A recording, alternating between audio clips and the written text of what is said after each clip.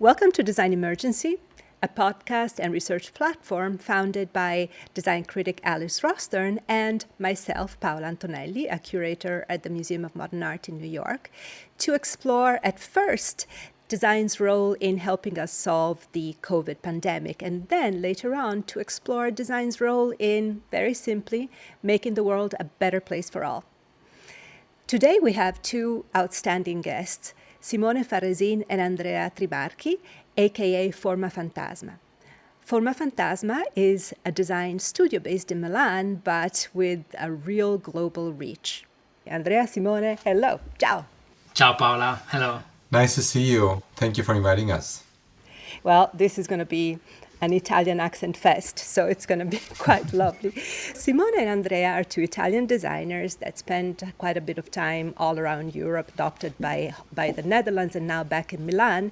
And they design both exquisite objects, from furniture to tabletop objects, but also they teach at the Eindhoven Academy of Design, and they create wonderful projects that are usually shown in exhibitions that really help people think in a different way about the environment. So I'm going to read from their websites very briefly. Formafantasma is a research-based design studio investigating the ecological, historical, political, and social forces shaping the discipline of design today. That is why we called today's episode investigative design. But in truth, we could have called it also contextual design. There are many other adjectives that could apply. So how would you define or describe your design practice for, let's say, I can't say Italian grandmothers are pretty design savvy, and your grandmothers probably in particular, but let's say if you had to explain it to students that have to decide whether to go into design or not, or their parents, even worse. Well, I guess we could say that our practice is research-based, but a very good design practice is supposed to be research-based. And we also, I think, always point out that our practice is, in any case, commercial, in the sense that we have a commercial office. We work for clients. Nevertheless, we felt over the years the need of developing, let's say, a safe space to investigate aspects and implications of the design activity that we feel are extremely relevant. And so there is definitely an investigative component into our work. And there is a concern in understanding, as you described, reading our bio, on the ecological and political implications on doing design today. Yeah, and this safe space in years also helped us in shape our more commercial practice. Indeed, like while most of our more known work is shown, as you mentioned before, Paola, in exhibition, in museums, more and more now also our clients are demanding to us to take that research part into the more commercial sphere. And more recently, we are really working with clients that really understand that and cherish that our ability in doing that. So your research flows into your products and your clients ask for you to behave that way. Well, I think also things change a lot in times. I think at the beginning of our career, we were demanding to our client to look into those topics. For instance, the one of the ecology.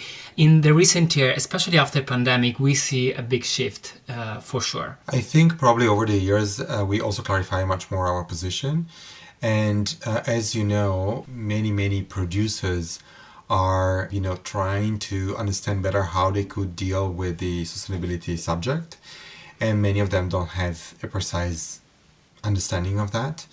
And I think thanks to works such as the exhibition we did at Trojan called Cambio on the industry of wood, but also many other works, our clients now understand in which way design can be applied not only to design objects and things, but also to question, for instance, their way of producing objects, the systematic side of having, for instance, a furniture company.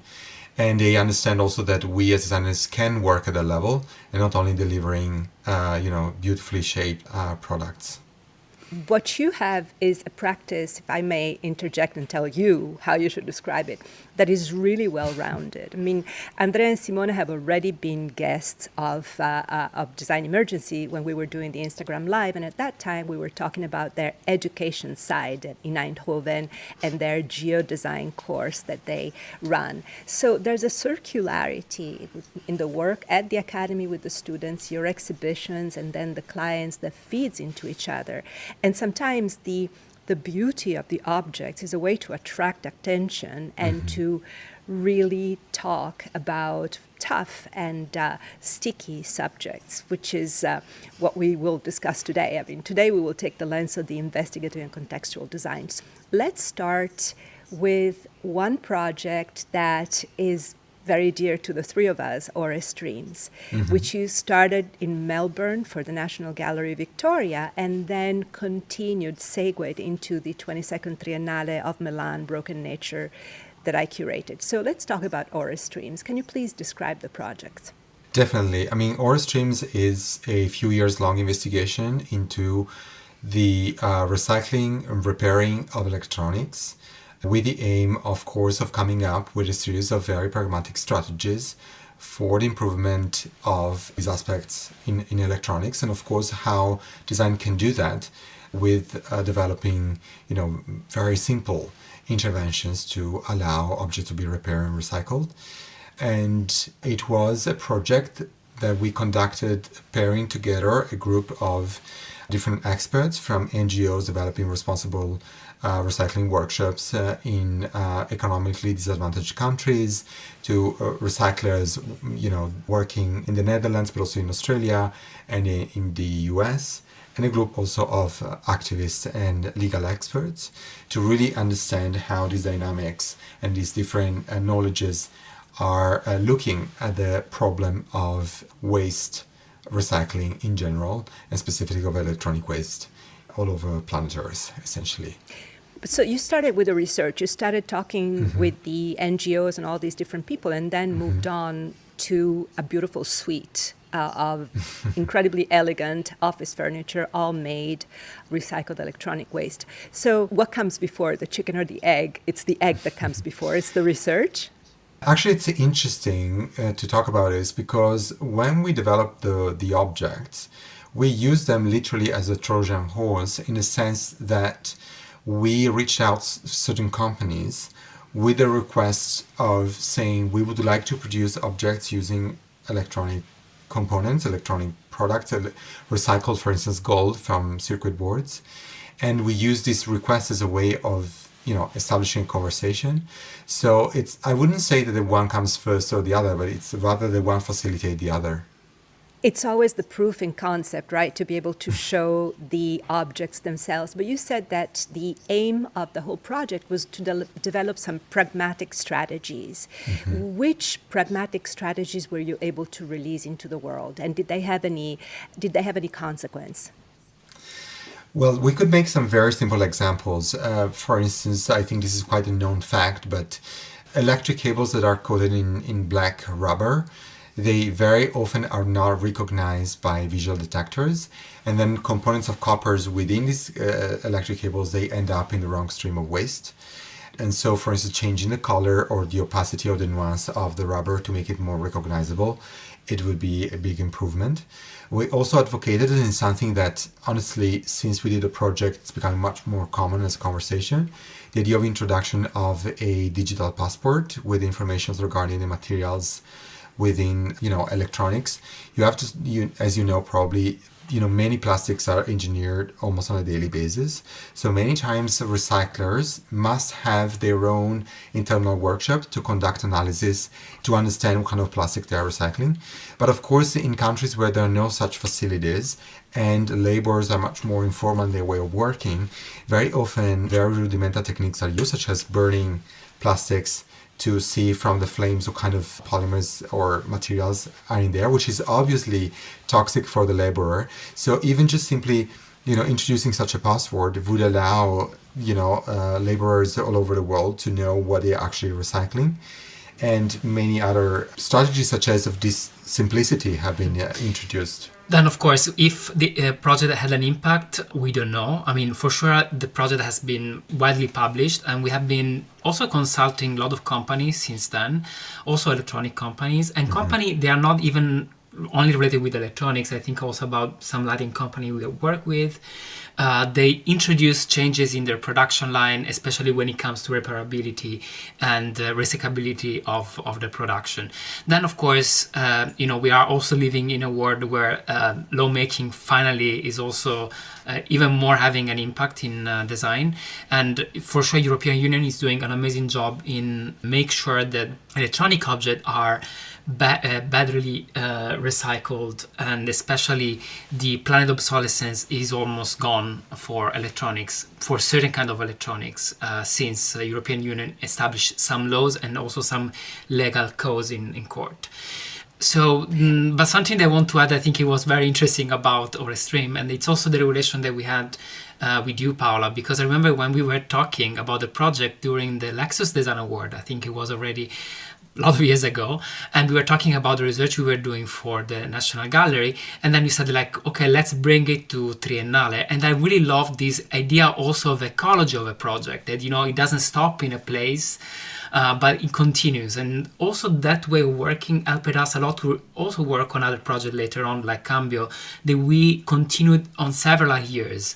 And I think time is also a very important factor when we deal with ecology. It is a sign of a change in culture, I think. I mean, your practice has this tight connection between the gorgeous objects and the unsexy yet fundamental ecosystems that undergird them.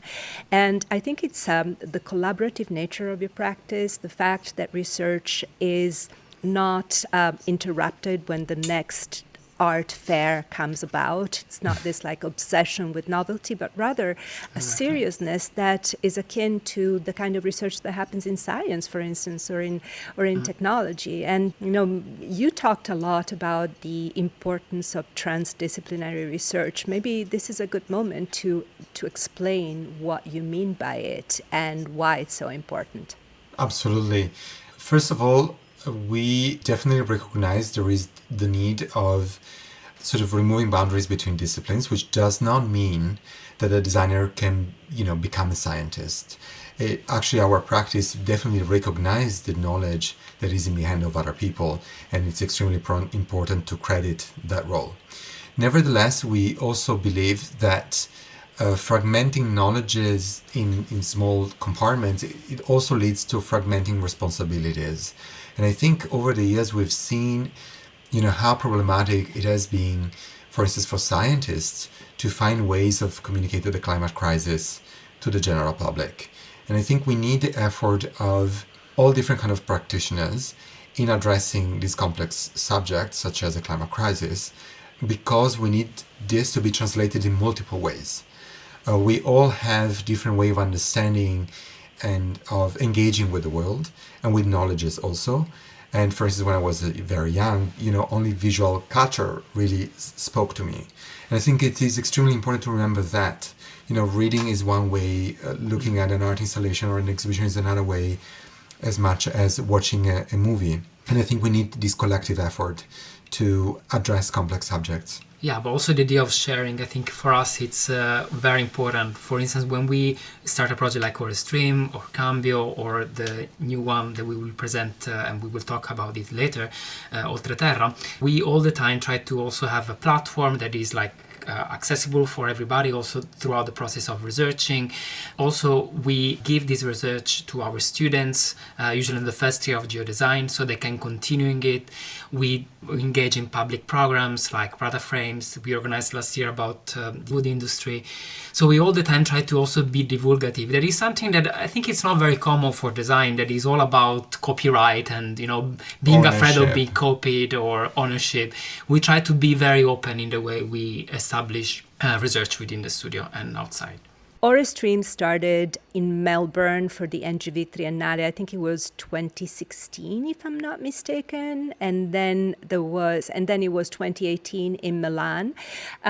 Cambio is a project that you developed for the Serpentine in London, and I think the year was 2018 or 2019. Anyway, I'll let you... 2019 and open in 2020. Yeah, another of the exhibitions that opened in 2020. I think it was one of our last dinners, right, Yes. in London. It was the last dinner. So Ore Streams was about electronic waste. What was Cambio about? Well, actually, Cambio was, and it is, an investigative project about the governance of the timber industry. So I think it is important to call it in this way, because many people sort of framed the work as an exhibition or an interest into wood, but actually it is not, of course wood, it is part of it. But if you think about a design exhibition about wood, you would expect it about experiments about how to apply wood, the qualities of wood and so on. While this is about the infrastructure of extraction of value from forests. And we are interested in understanding how that works, because we truly believe that we cannot anymore as designers focus only on delivering sort of services to users. We also need to think that the reason ecology is much more complex in object making, for instance, but not only in object making, that it is about also how you extract materials, how you transform them. And Cambio, it is essentially about these dynamics. What is timber? Yeah, that's a very good question. Actually, it is also interpreted in very different ways and it also depends how it is seen on a legal level. But I would say that timber is the process. It's when the flesh of a tree becomes a industrial standard blank. And I also like very much that when I said what was Cambio, you corrected me and you said what is Cambio, because it is still alive. The research continues. I mean, it was one exhibition that went to different locations and the platform is still open. The website is still alive. And the work that you've done, not only in the catalog, but also in the videos, were quite fantastic. And this is an example of your collaboration also with artists, not only with scientists and technologists, but also with artists. Can you talk about that? When you do that kind of collaboration, how do you set it up and to what goal? Well, it is a very interesting question, because I think, first of all, we should recognize that our practice, of course, it tries to be rigorous, but it's not academic. And this means that this also allows us to sort of layer our investigations through collaborations that ranges from, activists to legal experts to a philosopher in the case of Cambio with Emanuele Coccia.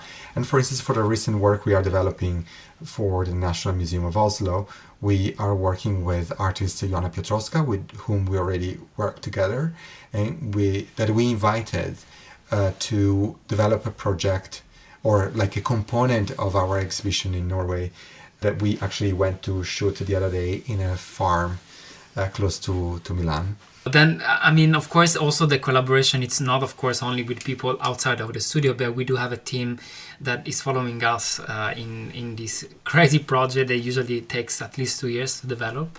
And they are not only designers, there are also people that are related to design, but not maybe designers. And it's a really truly collaborative approach in all the sense. It's also very open. We travel, we meet people, we interview them.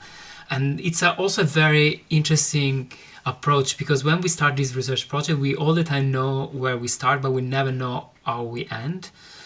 And usually, especially because it takes so long to also develop the project in several locations, there is all the time an ending. Also, when the project has been traveling to Pecci in Florence, or to Zurich, or to Finland with the last iteration, the project changed completely. So, for instance, the last exhibition that we did with Cambio was at the Design Museum in Finland, and that had a completely different shape than the original one that we presented at the Serpentine. And in that case, for instance, we collaborated with Artec, the Finnish furniture company. This idea of knowing where to start but not knowing when to end is not only a research strategy, but it's also a great curatorial strategy. I advocate it because it also, your curation happens in real time. You use your Instagram feed to publish the research as it happens. You have websites that are troves of information.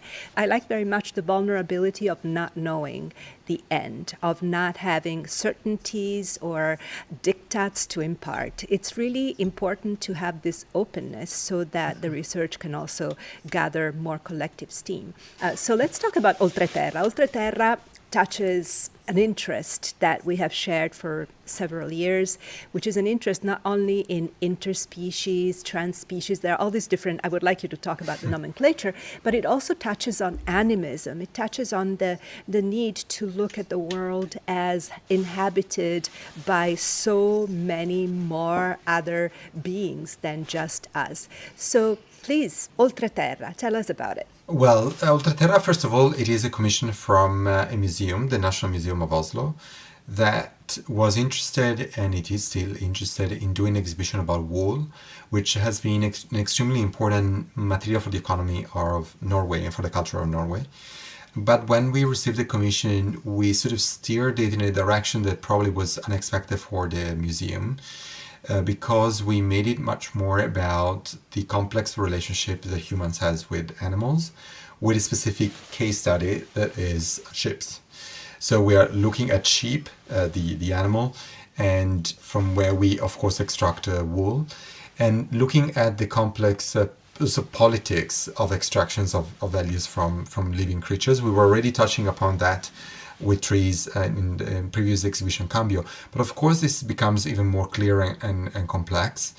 And to go back to your questions regarding sort of the words that we prefer to use, I would definitely say that we love to refer to animals like as other than human, and we prefer that to more than human, simply because we love the idea of otherness, and also because we prefer to equalize the relationship we have with animals more than establishing hierarchies.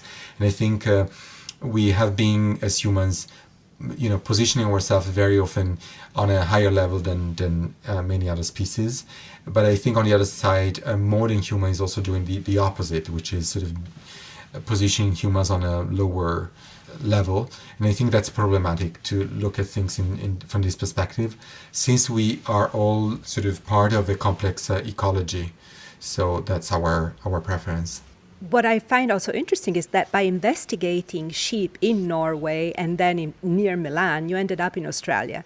That is also a testament to the fact that so much of the research that you conduct shows us that the world exists in systems, ecosystems, systems of extraction, systems of colonization and geopolitics. So how did you navigate this relationship between Norway and Australia? And I know that, when is the exhibition going to open?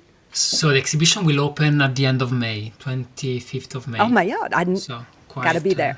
So how are you going to show it in the exhibition? How are you going to manifest these ecosystems in the show? We definitely had to address Australia, of course, because the project and its research is more European based.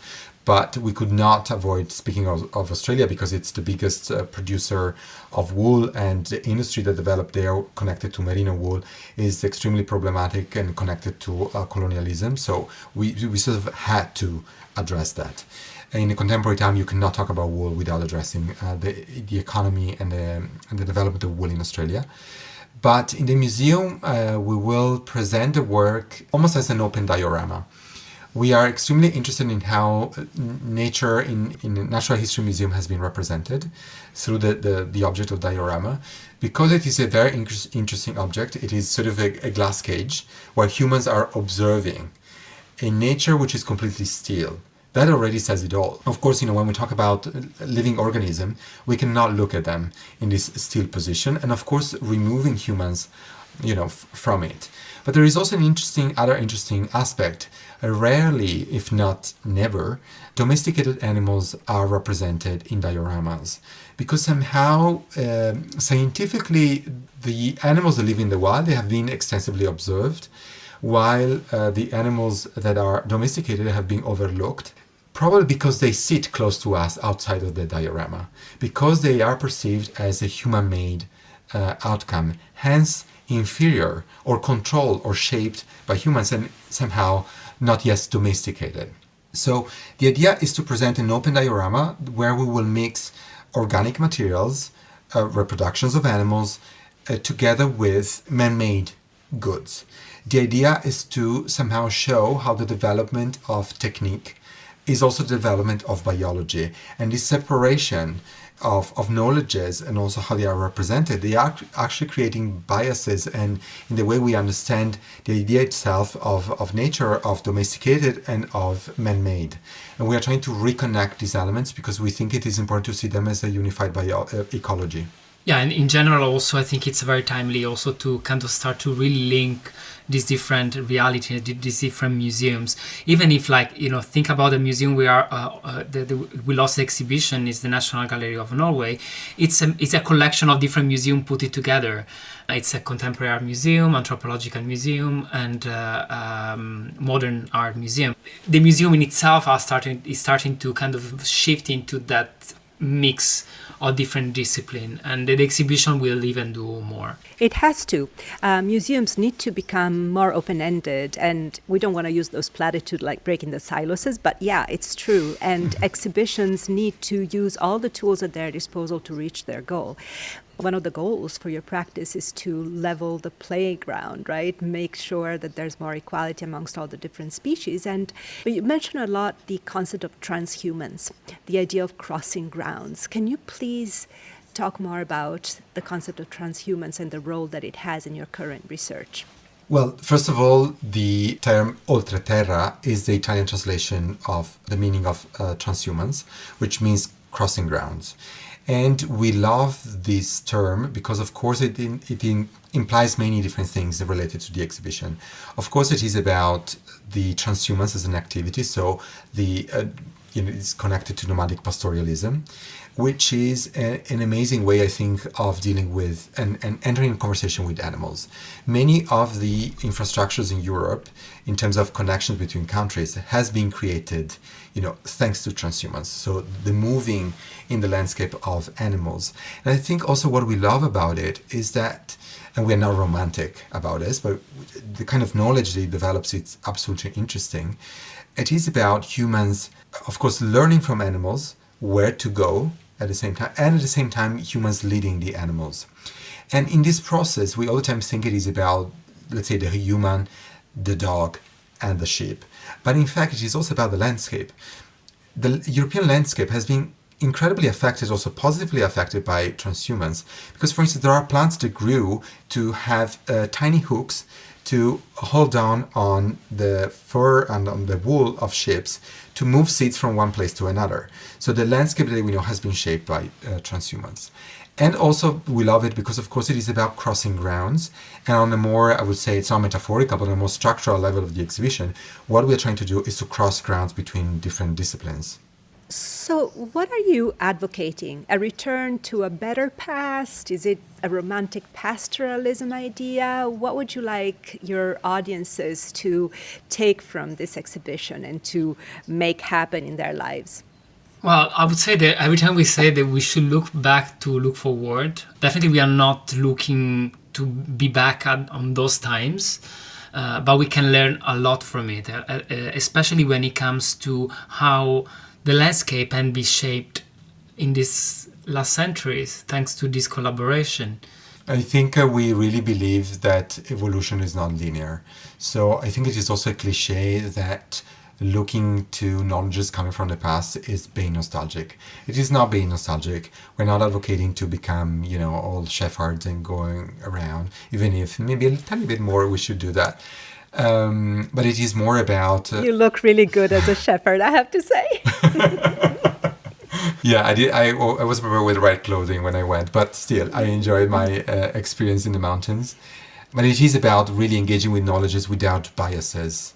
And I think there's plenty of things that has been damaged and broken with industrialization.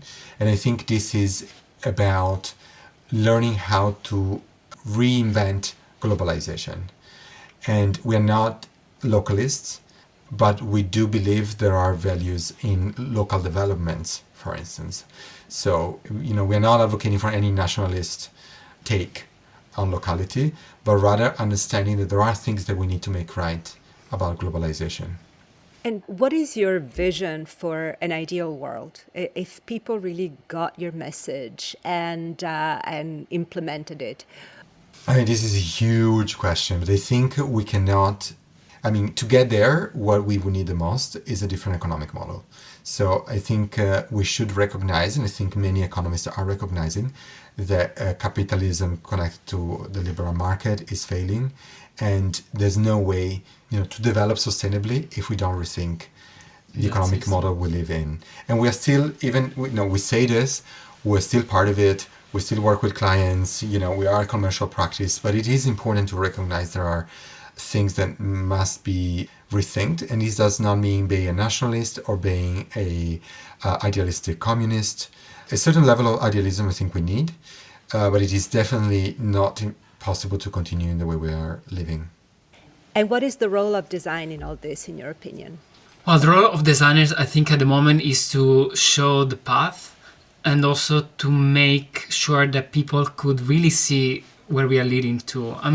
When we have been visiting the Val di Fiemme in the Alps region, where in one night, 14 million of trees have been struck by a strong wind, or we have been with Oltreterra, we have been visiting the valley of the Alps, close to the glaciers, and the glacier is not existing anymore. We went there were photos of the 95 where the glacier was arriving to the valleys, and now it's not existing anymore in just simply 20 years. Then you realize really that we need to make sure that people get it, where we are leading to. And I hope the exhibition like this, we don't want to be showing disasters. We never do it, even with our streams. We never show the dumps in Ghana. We never show really big disaster. But the exhibitions that we do are in a way trying to show us the reality we are living in. It is also about developing a practice which is multifaceted, that engages with education, that does exhibition design, that still work with commercial clients.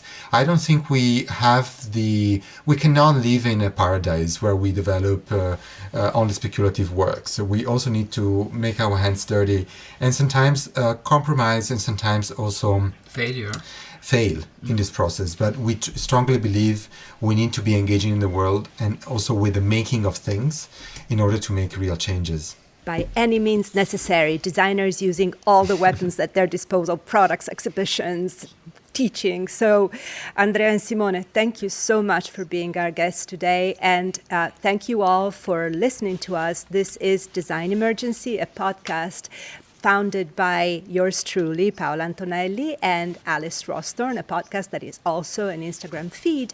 And on Instagram, we will publish the images that go together with this great interview. Thank you, Simone and Andrea, so much. Thank you. Thank you for having us. And goodbye to all.